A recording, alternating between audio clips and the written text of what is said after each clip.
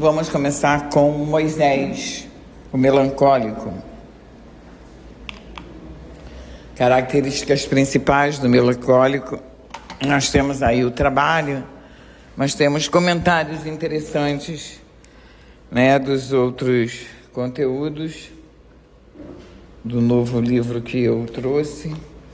Então eu vou ler para vocês o que diz esse conteúdo. Ali diz: pessoas melancólicas são muito sensíveis, têm muita dificuldade de expor as suas emoções e sentimentos São introspectivas, detalhistas e perfeccionistas. São fiéis e desconfiados. São analíticos, organizados e têm uma alta consciência dos seus próprios sentimentos e dos outros, e preferem ficar mais quietinhos. O Tim LaHaye diz que o melancólico é um dos temperamentos que tem a mente mais privilegiada. Ele tem uma tremenda capacidade de experimentar toda a gama de emoções, mas o maior perigo do melancólico está em se entregar a pensamentos negativos que exagerem suas tendências pessimistas, porque o melancólico, ele é muito pessimista. Então, embora ele tenha ele seja inteligente, ele seja habilidoso, ele não acredita muito. Ele é muito pessimista, ele acha que não é capaz, que não vai conseguir, e isso às vezes o limita, porque é o que eu digo sempre: quando a gente não acredita em nós, a gente não consegue nada, Se nós mesmos não acreditamos, já é um passo para a gente não conseguir. Então, de cara, esse já é uma dificuldade do melancólico, O melancólico, ele tem características, Ele é profundo, saudosista, é inclinado à solidão e à reflexão, sofre muito com a frieza e ingratidão, que pode gerar grandes feridas em sua alma, tende a desaprovar as mudanças de plano, especialmente quando essas mudanças acontecem repetidamente, gosta de ter muito claro o que deve ser feito, é organizado, metódico, aprecia a ordem e a rotina, possui uma inteligência aguda e profunda. Você vê, ele é bastante inteligente, mas isso só não é suficiente para ele ser um vencedor. Ele precisa de outras características, mas ele tem algumas dificuldades. A grande dificuldade dele é a tendência à tristeza e ao pessimismo, Eles são, diz o nome, melancólicos, Eles têm a tendência mesmo ao pessimismo, à tristeza, e eles são excessivamente analíticos. Geralmente, quem pensa muito acaba ficando triste, Você pensa tanto que porque nós, de um modo geral, mesmo não sendo pessimistas, costumamos, não sei porquê, ver sempre o lado negro das coisas, Mesmo a gente não sendo pessimista, sendo um otimista, nós, não sei porquê, temos a tendência a sempre pensar no pior. E isso, para o melancólico, é pior ainda, porque ele já é assim, ele já é naturalmente assim. Então, a gente tem um colérico que é uma pessoa firme e determinada, que se disser é difícil para o colérico, é um desafio. Ele fala: é difícil? Tudo bem, mas eu vou conseguir. É difícil, mas eu consigo. Se você diz para o melancólico é difícil, ele vai dizer assim: eu quero, mas eu não sei se eu vou conseguir, E cada um tem o seu jeitinho, e essa dificuldade dele, essa tristeza, essa melancolia, esse pessimismo, às vezes impede do melancólico atingir o máximo do seu potencial, porque ele é inteligente, ele tem uma inteligência aguçada, profunda, mas ele não acredita, né, nele mesmo. Você vê lá Moisés, o que Moisés fala quando Deus chama ele? Ele começa a botar um monte de empecilho. Eu não posso, eu não consigo, eu não sei falar, né? Ele começa a colocar um monte de empecilhos, porque ele acha que não vai conseguir, ele acha que não vai dar conta, né? E ali não era nenhum caso dele achar, porque não se tratava do que ele ia dar conta, mas do que Deus ia fazer através dele. Eu acho que é isso que ele não entendeu. Não era o que ele era capaz de fazer, mas o que Deus podia fazer através dele. Só que por ele ser um pessimista, ele achava que, né, ele não daria conta nem daquilo que Deus poderia fazer através dele. Então, 5 curiosidades sobre o melancólico. Ele adora ser útil e por mais que reclame que tudo sobra para ele. Quer dizer, ele ama ajudar, fazer, mas sempre reclama de que tudo é nas costas dele, que tudo é com ele, mas ele adora isso. Ele reclama só de charme. Tudo é comigo, tudo está nas minhas costas, mas ele adora ser útil e se você não der para ele, ele vai ficar triste. Se você não pedir para ele fazer, se ele não tiver a oportunidade de ser útil, ele fica triste. Ele fica calado, mas em pensamento ele está derrubando todos os seus argumentos. Ou seja, ele é inteligente, perspicaz, ele pode estar discordando e ter uma concepção formada a respeito das coisas, mas ele prefere não se expor. Ele escuta e no pensamento ele derruba todos os seus argumentos, mas ele não fala nada. Enquanto o colérico certamente estaria discordando, brigando e afirmando os seus pontos, o sanguíneo estaria discutindo, contradizendo, né? Ele simplesmente ouve, derruba todos os seus pontos na cabeça dele e fica quieto. É a melhor pessoa para organizar festa surpresa, porque ele pensa em tudo. Como a mente dele é muito analítica, ele pensa nos mínimos detalhes. Tudo ele leva em consideração e isso é ótimo, não falta nada, dá tudo certo. Conversa mais que o homem da cobra quando se sente à vontade. Tá vendo? Ele é quieto, mas depois que ele se encontra, que ele está à vontade, ele fala mais do que a boca. É desconfiado, então, se o tem como amigo, valorize, porque ele leva muito tempo para confiar. Quando ele confia, valorize esse amigo. 10 coisas que o melancólico gosta: de ser compreendido. Ele demora para se expressar e ama quando se sente acolhido. De intimidade.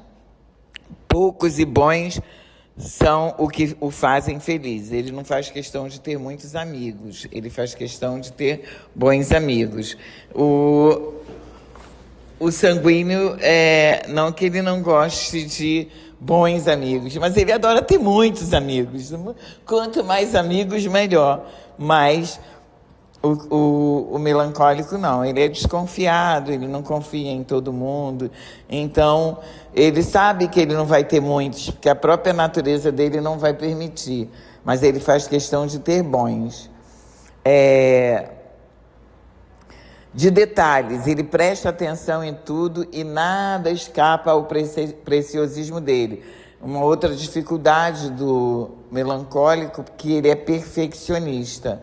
E o perfeccionista, ele costuma ser exigente e também costuma sofrer muito.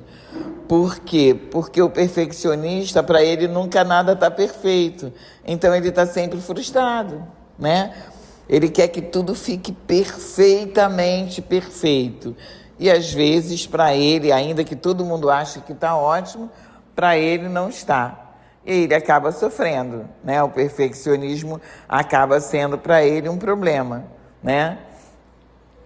De servir a quem ama, ele se desdobra para agradar. de tempo livre. Suas reações são lentas e super bem pensadas. Então, quando ele tem tempo para dar asas à imaginação, ele ama.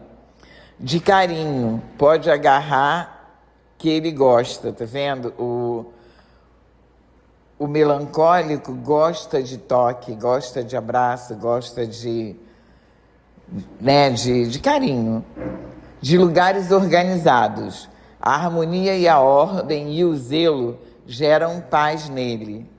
Como ele é uma pessoa muito organizada, né, muito centrada, a desordem o incomoda profundamente. De silêncio, a mente dele já é muito barulhenta, por isso ele aprecia o silêncio. É engraçado, né? Mas por que a mente dele é barulhenta? Exatamente pela dificuldade que ele tem de se expressar, de colocar para fora o que ele pensa. Então, tudo acontece na mente dele. Então, a mente dele é muito barulhenta, por quê? Porque diferente do sanguíneo, do colérico, que põe para fora, que se expõe, ele não. Tudo acontece ali dentro da mente dele. Então, acaba que a mente dele é muito barulhenta, porque tudo está acontecendo ali dentro ao mesmo tempo. Então, quando ele tem a oportunidade de silêncio, ele desfruta do silêncio. De tempo de qualidade, um café e um papo com quem ele confia vai longe. Gosta de arte, cinema, canetinhas e poesia.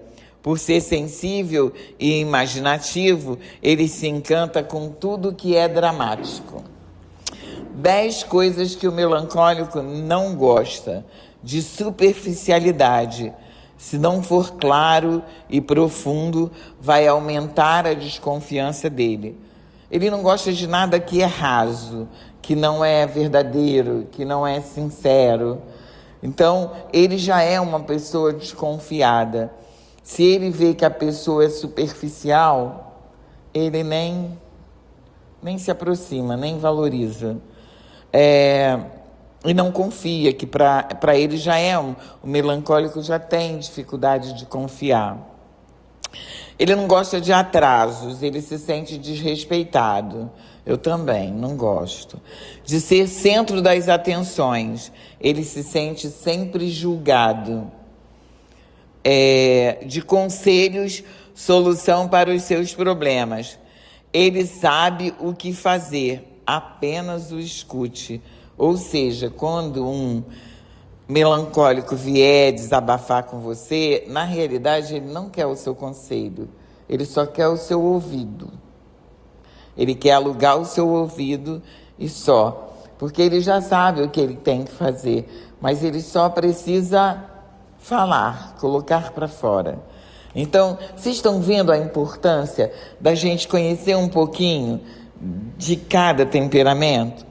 Porque quando a gente vai se relacionar, o bom seria se a gente, a partir de agora, pudesse, né? Faz esse teste aqui, amiguinho, né? Pra gente saber, né?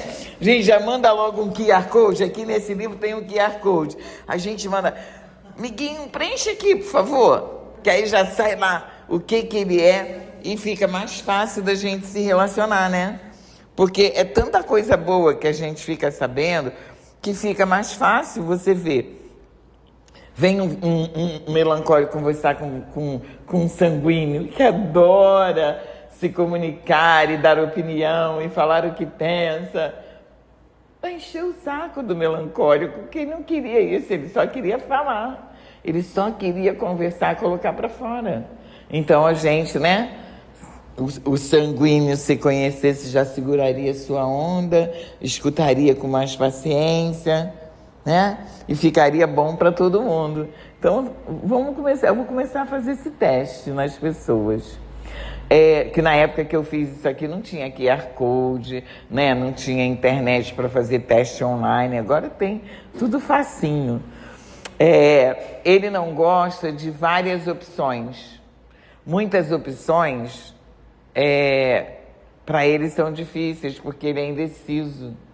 Ele é super indeciso. Então, quanto mais opções tiver, mais dificuldade ele vai ter de se decidir, né?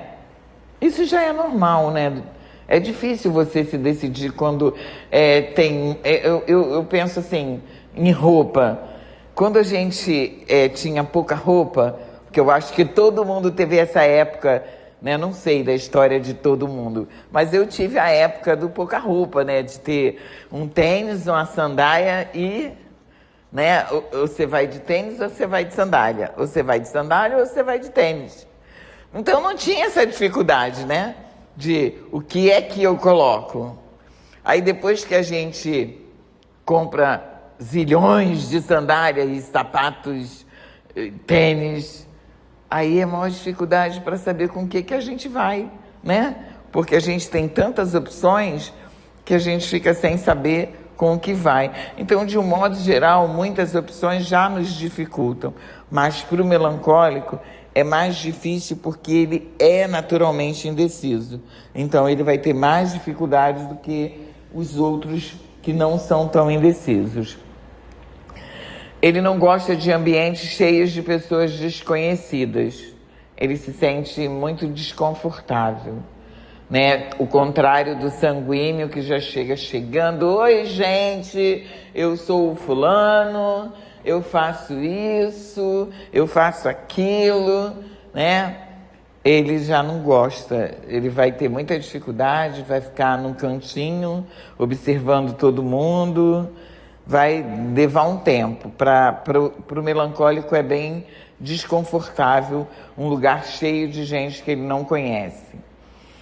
De tarefas urgentes, ele é um perfeccionista e ele gosta de agir com perfeição. E tudo que é urgente na cabeça dele significa que não vai poder sair perfeito como ele gostaria. Então, não é uma coisa que ele gosta, de coisas urgentes. De desorganização, porque ele perde a paz. De indelicadeza, tá? Ó, melancólicos não gostam de indelicadeza, de grosseria. Eles se sentem extremamente ofendidos. Ah, meu Deus, desculpa, Deus, eu já devo ter ofendido tanto melancólico por aí, sem saber. Porque colérica com sanguínea, ah, meu Deus, quanta bobagem que eu já fiz nessa vida, meu Deus do céu. De minimizar suas dores. Na cabeça dele, só ele enxerga o mal do mundo. Então, assim, ninguém gosta de ter suas dores minimizadas, mas algumas pessoas são mais sensíveis. E o melancólico é uma dessas pessoas, né? Ele é mais sensível, assim, a dor dele é a dor dele, entendeu? E ponto. É a maior dor do mundo, é a dele. E eu concordo com ele, a nossa dor é a maior, a dos outros é a dos outros, né? A nossa dor é a nossa, porque dói na nossa carne. Então a gente sabe como que é difícil. Mas vamos continuar aqui. Vamos seguir esse esqueminha daqui. Demos umas características divertidas aqui. Dificuldades. Tendem à autocrítica severa, tristeza, pessimismo, dificuldade de confiar nos outros. Podem se tornar excessivamente preocupados e absorvidos por seus problemas. Então, autocrítica é uma coisa muito boa. O problema dele é a palavra severa. Né? Todo mundo deveria ter autocrítica e alguns temperamentos pecam porque não tem, mas ele tem demais. A autocrítica dele é acima do nível normal, então ele nunca é bom o suficiente,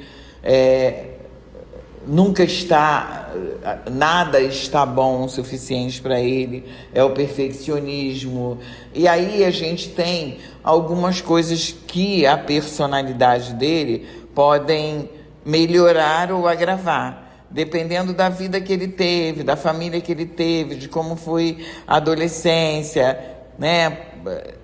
Muitas coisas podem tornar essas coisas mais difíceis, porque se ele teve uma adolescência normal, foi um jovem normal, tal, ele vai ter essas características, vai mas não serão tão acentuadas. Agora, pensa uma pessoa que já tem uma autocrítica severa, que já é naturalmente dado à tristeza, à melancolia, e naturalmente pessimista e sofre bullying na escola. É porque é gordo, é porque é magro, é porque é alto, porque é baixo, porque é burro ou porque é nerd, né? Porque as crianças são extremamente cruéis, né? Elas não têm pena mesmo e elas colocam todos os pontos que elas veem sem nenhuma misericórdia. Então, isso pode ser profundamente agravado. Se em casa ele não tiver um apoio para mudar essa situação, ele cresce um adulto com as características dele, ele cresce um adulto muito mais complicado, muito mais, com essas características muito mais acentuadas. Por isso que nesse livro que a Fernanda Boaventura fala, ela divide em 4 subgrupos, cada temperamento em 4 subgrupos. Eu achei isso bem interessante, vou ver se no final eu consigo trazer um resuminho, né, desse diagnóstico da Fernanda Boaventura, para a gente ter uma visão, para ajudar, né, a complementar isso que a gente está vendo. Mas a importância, a influência do meio nessas pessoas, não que nos outros 2 que nós estudamos, ou no fleumático que a gente ainda não estudou, não interfira. Todos nós sofremos a ação do meio, todos nós. Mas no melancólico, a ação do meio pode ser extremamente mais nociva do que nos demais, por causa da tendência natural dele. Então, por essa tendência natural dele, ele já corre o risco de ser mais, sofrer mais com isso. Agora, é curioso porque a gente teve, na Bíblia, a gente teve uma quantidade enorme de melancólicos. Olha, Jacó, Salomão, Elias, Eliseu, Jeremias, Isaías, Daniel, Ezequiel, Obadias, Jonas, João Batista, João, o apóstolo João, Tomé, né? Muitos melancólicos. E assim, é uma das mentes mais privilegiadas, né? É um temperamento dos mais talentosos. São sensíveis por natureza, são apreciadores das artes, são analíticos, são leais, são abnegados, quer dizer, dispostos a colaborar, a ajudar. Não são extrovertidos, de modo geral, eles são não são muito extrovertidos. É raro um melancólico ser extrovertido. Ele pode até não ser tão introvertido, mas extrovertido, igual um sanguíneo, né? Não. E raramente o melancólico se impõe. Por isso que eu digo que a mente dele é tão barulhenta, porque tudo acontece na mente dele. Se ele discorda de você, ele discorda na mente dele. Se ele concorda com você, ele também concorda ali. Tudo acontece ali na mente dele. Mas a gente tem grandes gênios, críticos, artistas, teóricos, inventores, que foram, na sua maioria, melancólicos. Por quê? Porque eles têm uma mente brilhante. E como eles são muito analíticos, eles pensam muito em tudo, eles acabam tendo uma mente mais investigativa, mais, sabe? Eles têm mais e eles gostam de ficar sozinhos, eles gostam desse tempo para eles, então favorece mais a invenção, a filosofia, a arte, porque eles gostam mais desse... por exemplo, o sanguíneo, ele não consegue ficar parado numa mesma coisa por muito tempo. Então ele vai fazer uma coisa agora, daqui a pouco ele vai mudar para outra, e daqui a pouco ele vai mudar para outra, e daqui a pouco ele vai mudar para outra. Ele enjoa, ele não consegue ficar muito tempo fazendo a mesma coisa. E até num trabalho que ele precisa fazer, às vezes a gente vê pessoas que não param em emprego, né? Eu acho que seria uma boa se os temperamentos fossem analisados. Por quê? Porque se um sanguíneo tiver que fazer uma coisa repetitiva, ele não vai aguentar. Ele não vai aguentar. Ele vai perder o emprego toda hora. Porque ele precisa, a mente dele precisa de atividade, de mudança, de aquela coisa repetitiva, para ele não dá. Então, muitas pessoas talvez tenham dificuldade de se manter nas suas posições, porque não têm o autoconhecimento e acabam optando por coisas, por profissões, por coisas que desfavorecem a natureza dela. Então, seria tão bom se a gente tivesse a oportunidade de conhecer os nossos temperamentos, né? Para a gente, de repente, já tentar ficar no melhor lugar para a gente. Seria menos sofrido, né? Seria menos difícil, porque o melancólico é extremamente talentoso, né? A gente vê que lá quando falam de Moisés, fala que Moisés, ele, olha só, foi educado em toda a ciência dos egípcios. Ele era poderoso em palavras e obras.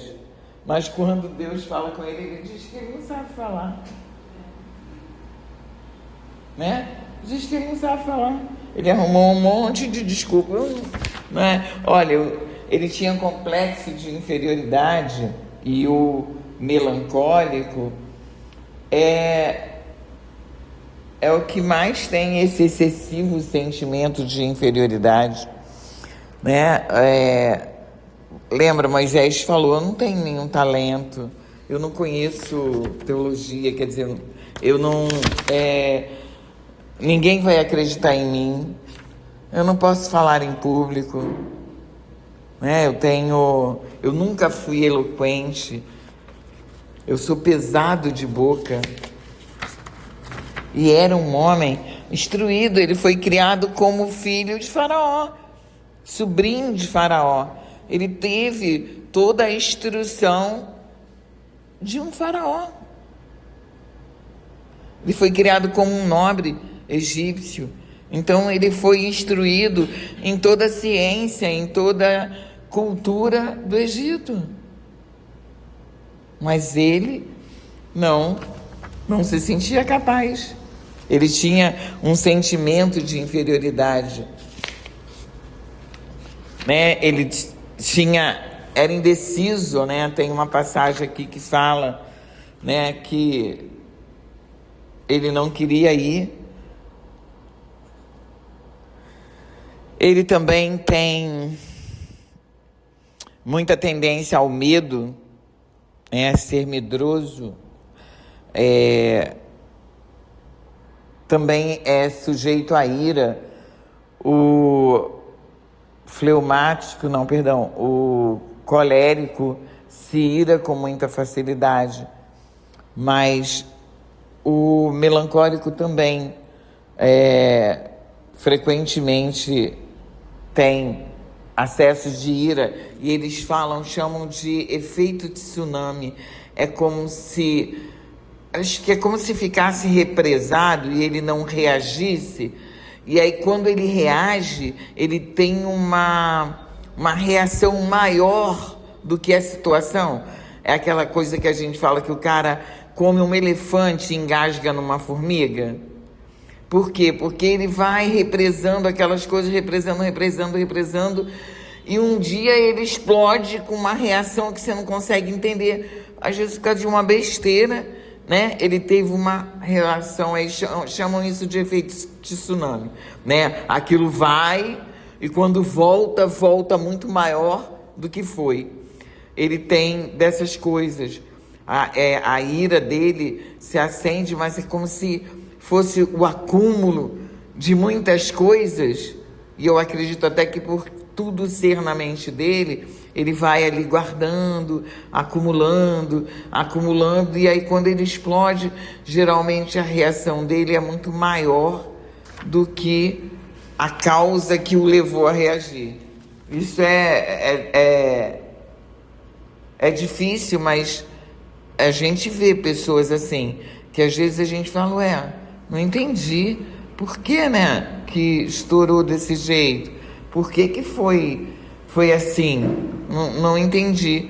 Mas são essas pessoas que são mais introspectivas, que as coisas acontecem mais dentro de si mesma, dentro da sua mente, e que elas têm esse... Eu passei aqui. E que elas têm essas coisas muito exacerbadas. Tá vendo? São excessivamente preocupadas, são absorvidas pelos seus problemas. Então elas vão como se guardando as coisas,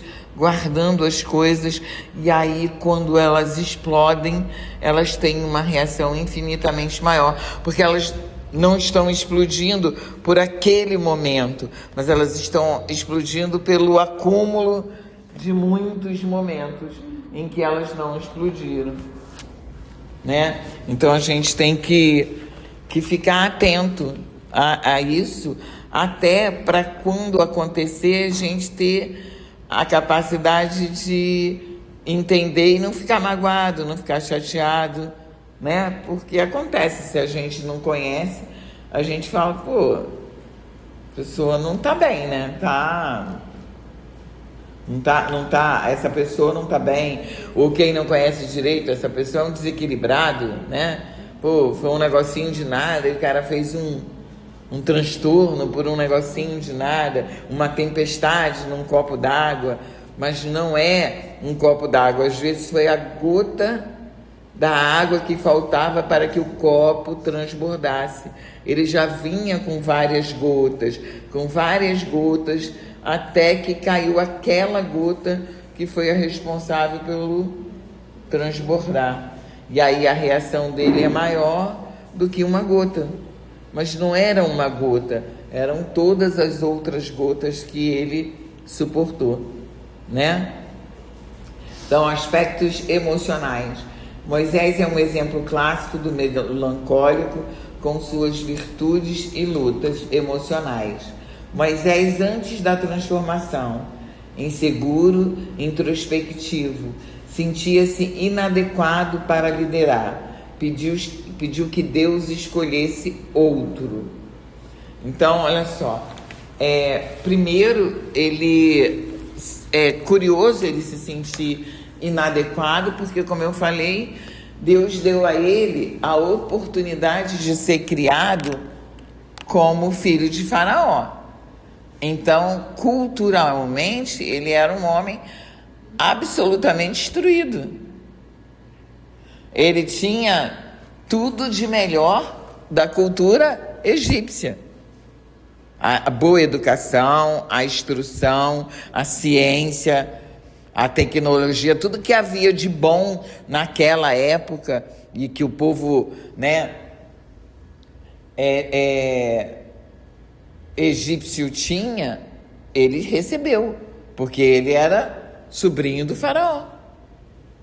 Então ele foi criado como um príncipe, tendo tudo do bom e do melhor, e educação, instrução e cultura. Então, assim, ele era uma pessoa para se sentir apta quando foi chamado. Quando Deus chamou ele era uma pessoa para se sentir apta, mas ele não se sentiu. Com toda a qualificação que ele tinha, ele se julgou incapaz. E isso não era um problema de qualificação, era um problema de temperamento. Por isso, a importância da gente se conhecer as nossas limitações, para que a gente possa combatê-las. Porque uma mente brilhante, inteligente, competente, mas com essas limitações, com essa dificuldade, às vezes não chega a lugar nenhum.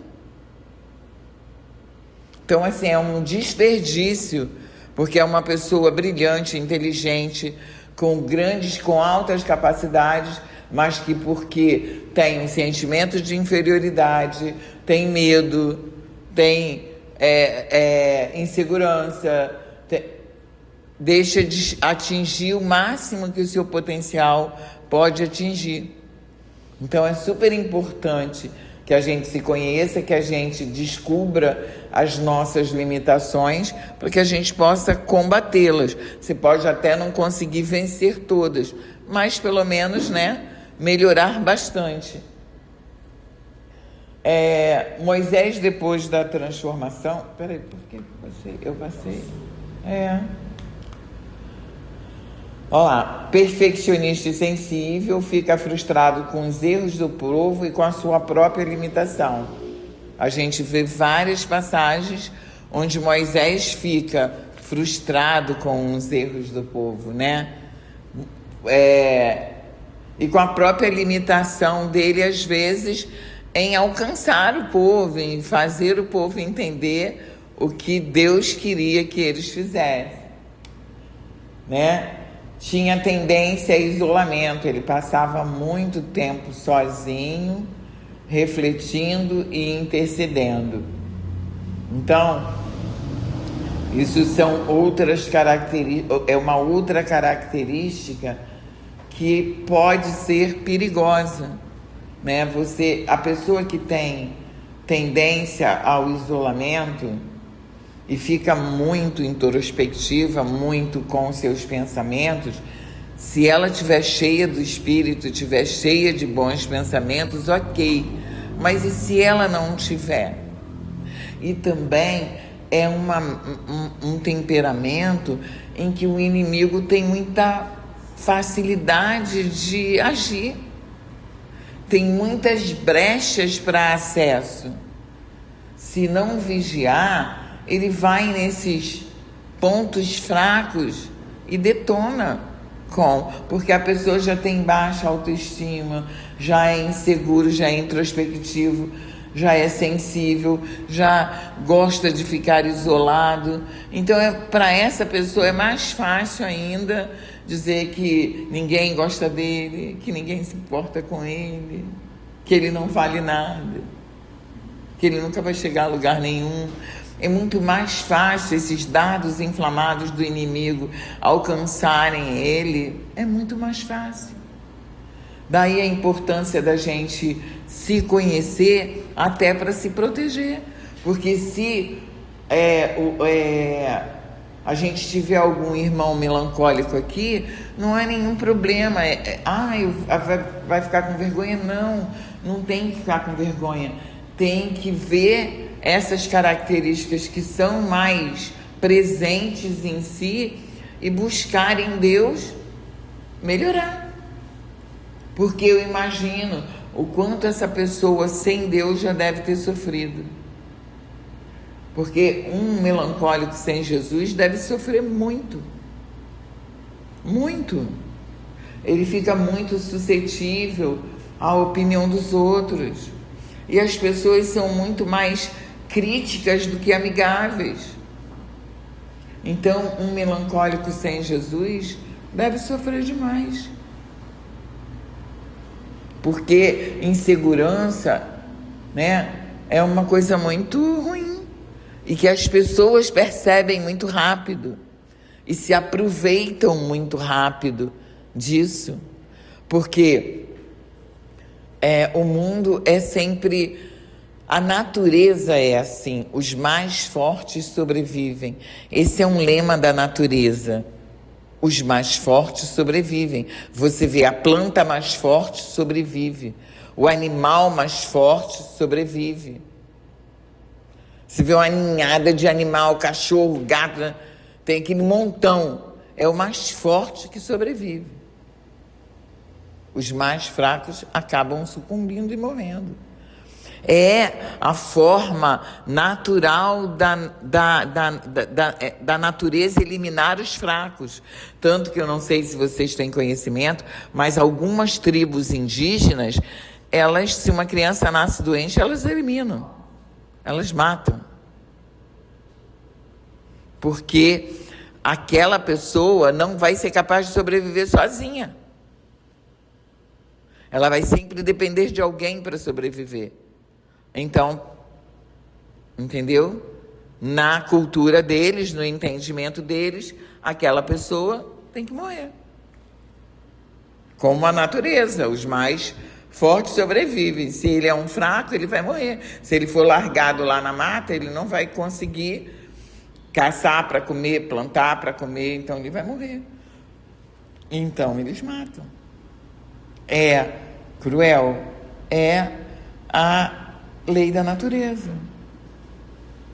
Lógico que a gente, na civilização, quando vê isso, se sente, horrorizado e quer salvar todos os bebezinhos índios que puder. Mas é a forma deles enxergarem o mundo, é a cultura deles, mas baseada numa realidade da própria natureza. Que na natureza é assim. Só os fortes sobrevivem. Aqui a gente tem uma máxima de que os fortes, sobrepujam os fracos, A gente vê isso de um modo geral, os fortes prevalecem sobre os mais fracos. E é onde a gente vê o bullying, onde a gente vê, a violência na escola, a gente vê as agressões verbais.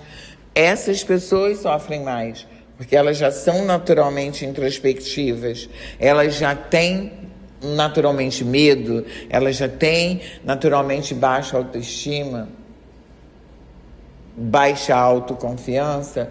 Então é importante que a gente descubra isso e comece a mudar. Quem é assim, buscar em Deus ajuda para vencer o medo, para ter mais autoconfiança, para ter mais segurança, mas só com Deus.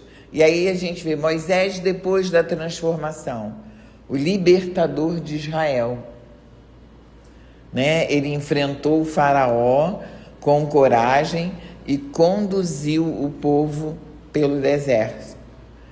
Um intercessor fiel, orava pelo povo, mesmo quando eles o rejeitavam.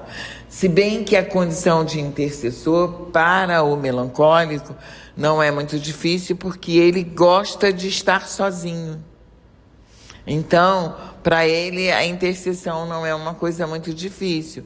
Já para o sanguíneo, a intercessão é uma coisa muito difícil, porque ele não consegue ficar parado. Se ele puder interceder andando para lá e para cá, entendeu? Se você botar ele sentadinho ali, amarradinho, daqui a pouco ele divaga, ele sai da oração, vai para as compras, sai das compras, vai para a faculdade, sai da faculdade, briga com o filho. É a mente dele, é a natureza dele. Agora, se ele puder andar, ele vai orando, andando, na boa. Ele vai andando para lá e para cá e fala com Deus. Tá? É a forma que ele tem de se concentrar. Agora, se colocar ele no quadradinho ali, ele vai. Já o melancólico, não. Ele fica no quadradinho feliz da vida, numa boa, sem nenhum problema, quanto tempo for necessário. Então, esse intercessor fiel é até uma coisa fácil para o melancólico, mais fácil do que para os outros temperamentos. Um legislador sábio recebeu os mandamentos e organizou a vida espiritual e civil de Israel. Para você ver, ele era um homem culto, mas ele também é uma mente brilhante, também é uma mente inteligente. O quanto ele era competente, o quanto ele foi capaz. Deus não erra, Deus não se engana. Deus chama quem tem condições. E o que falta, Deus acrescenta. Deus não chama os capacitados, capacita os que chamam. Sim, mas Ele conhece cada um de nós. Ele sabe do que nós somos capazes e do que Ele vai precisar para aquela obra. Então Ele vai colocar alguém ali que esteja apto para aquela obra.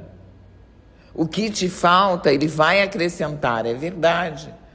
Mas é lógico que Ele vai colocar o cara mais adequado para aquele lugar. E ele era adequado, ele só não acreditava. Ele só não se sentia adequado. Mas ele era adequado para isso. Ele era muito adequado, né?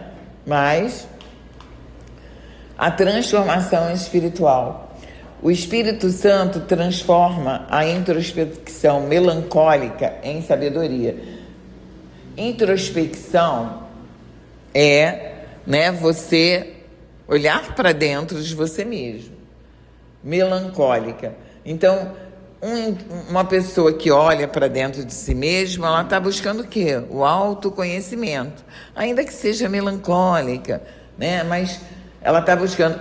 Então, o que Deus fez? Transformou essa introspecção, né? Esse pensamento, esse olhar para si mesmo melancólico, em sabedoria, em compaixão, em capacidade de liderar, né, espiritualmente. Ajuda a superar o perfeccionismo destrutivo, porque vocês veem, o perfeccionismo no melancólico é uma coisa tão latente que chega a ser destrutivo, porque ele nunca vai achar que alcançou a perfeição, e isso não existe. Você vai fazer o melhor, mas o melhor do melhor para ele ainda é pouco. Então essa pessoa nunca está feliz, nunca está satisfeita. Você não pode querer porque é um perfeccionismo destrutivo, é uma meta inalcançável, inatingível. Então você nunca vai ficar bem. Você sempre vai estar se sentindo em débito, e isso é péssimo para o indivíduo. E encontrar o equilíbrio emocional, vivendo com mais esperança e confiança em Deus, usando o seu senso de responsabilidade para servir de maneira equilibrada. Exercícios para o temperamento melancólico. O que o melancólico pode fazer, né? Quais os exercícios ele pode fazer para combater o perfeccionismo excessivo? Praticar o auto-perdão. Por quê? Para o perfeccionista, ele está sempre errado. Então, ele vai começar a se perdoar por não ser perfeito. Né? Ele tem que aprender a se perdoar por não ser perfeito. Desenvolver confiança em Deus para superar o pessimismo e a ansiedade. Porque como ele é naturalmente pessimista e ansioso, ele tem que aprender a depositar a confiança dele em Deus. Porque se ele olhar para ele, ele vai se sentir pessimista, ansioso. Então ele tem que parar de olhar para ele e olhar para Deus. Começar a confiar em Deus e começar a entender que a vida dele está na mão de Deus, não depende dele, não depende de mim, quer dizer, a minha parte eu vou fazer, mas depende de Deus. Porque se ele pensar que depende dele, então ele entra naquela coisa de que eu não sou capaz, eu não vou conseguir, eu não sei fazer, eu não sei falar, eu não sei. E aí ele não vai conseguir. E aí é onde vocês podem olhar. Vocês vão ver pessoas com grande potencial que não chegaram a lugar nenhum porque tem esse tipo de atitude. Possivelmente é um melancólico. Buscar estar mais aberto às relações interpessoais e menos crítico consigo mesmo. A gente já viu que ele não é muito chegado a muita gente. Ele prefere, né, menos gente, prefere relações interpessoais para eles. Ele precisa conhecer mais, ele precisa ficar mais à vontade. Então, ele precisa se abrir para se relacionar mais, ser um pouco mais aberto, menos fechado, para ele poder conviver com as pessoas e entender que ninguém é perfeito e ele também não precisa ser.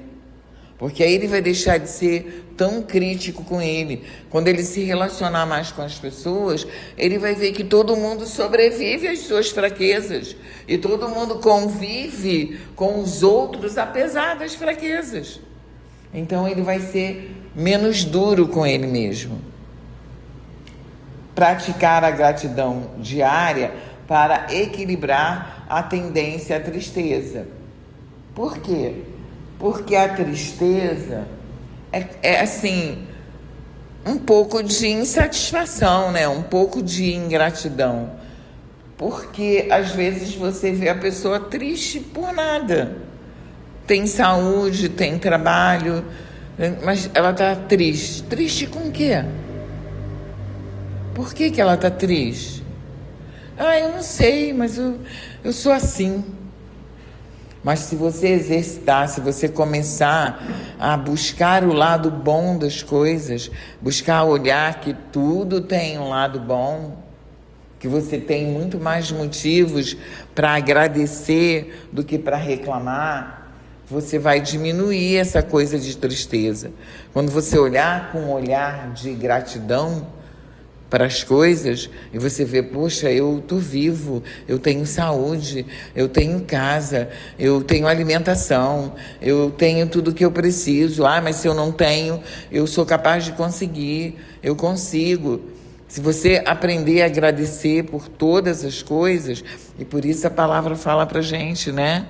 Em tudo dai graças, porque essa é a vontade, né, de Deus para convosco, ou do Pai que está nos céus. Por que Deus quer que você dê graças? Para isso. Para que você não permita que as dificuldades da vida, para que as circunstâncias da vida te entristeçam e te enfraqueçam. Porque quando a gente aprende a dar graças por todas as coisas, a gente vai eliminando, enfraquecendo esse sentimento de tristeza, de abandono, de menos-valia. Então, por isso que Deus dá essa ordem para a gente. Em tudo dai graças. Sejam gratos nas pequenas coisas. A gente vai ter as grandes coisas, sim, mas seja gratos nas pequenas coisas. Tem gente que está sempre atrás do milagre, do sobrenatural, e não vê os pequenos milagres. Deus está fazendo milagres todos os dias, todas as horas na nossa vida, mas a gente não está vendo. Tem gente que não consegue ver os milagres que Deus faz. Pequenos milagres, livramentos que a gente recebeu que a gente nem sabe. A gente vê assim, uma pessoa, né, perdeu. A gente vê os livramentos aí, o avião caiu, morreu todo mundo. Aí teve aquelas pessoas que perderam o avião, né? Perderam o avião, chegaram atrasado, o carro bateu, né? Reclamou, né? No 11 de setembro, quantas pessoas naquele dia não foram trabalhar? Não foram muitas pessoas, acho que foram, sei lá, mais 5, 6, 10, não me lembro.